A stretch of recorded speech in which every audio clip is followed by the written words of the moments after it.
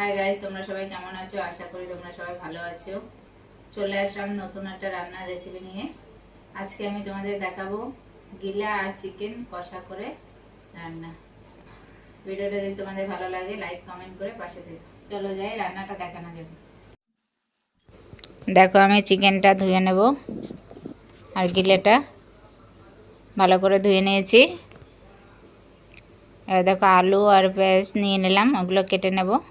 কেটে সব ধুয়ে নিয়েছি, দেখতেই পাচ্ছ তোমরা। কড়াইটা গরম বসিয়ে দিলাম, কড়াইটা গরম হচ্ছে। এবার পেঁয়াজটা দিয়ে দিলাম মাংসের মধ্যে, রসুন বাটা, লবণ। কড়াইটা গরম হয়ে গেছে, কড়াইতে তেল দিয়ে দিলাম। এবার আমি হলুদের গুঁড়ো, লঙ্কার গুঁড়ো, জিরের গুঁড়ো, এবার একটু তেল দিয়ে দিলাম, দিয়ে আদা বাটা দিয়ে আমি ভালো করে ওটাকে মাখিয়ে নিলাম। দেখো আমার মাখানো হয়ে গেছে,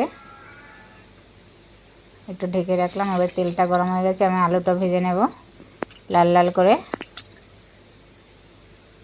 আমার আলুটা ভাজা হয়ে গেছে, আলুটা নামিয়ে নেব।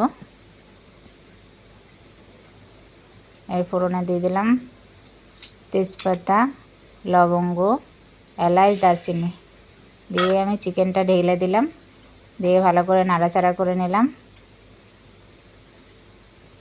এবার আমি যে বাসনে রেখেছিলাম, মাখিয়েছিলাম, ওই বাসনটা ধুয়ে একটু জল দিয়ে দিলাম, দিয়ে নাড়াচাড়া।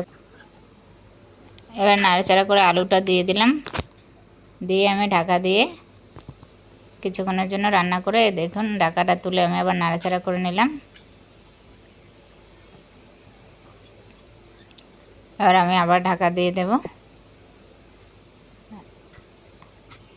আর ঢাকাটা তুলে আবার নাড়াচাড়া করে নিলাম একটু।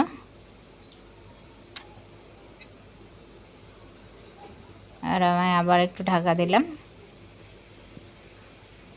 ঢাকাটা তুলে দিলাম। এবার দেখুন আমার চিকেনটা হয়ে গেছে কষা কষা,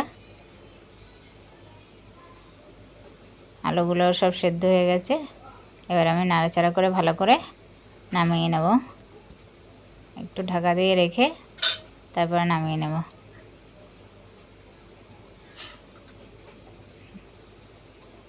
দেখুন আমি নামিয়ে নিলাম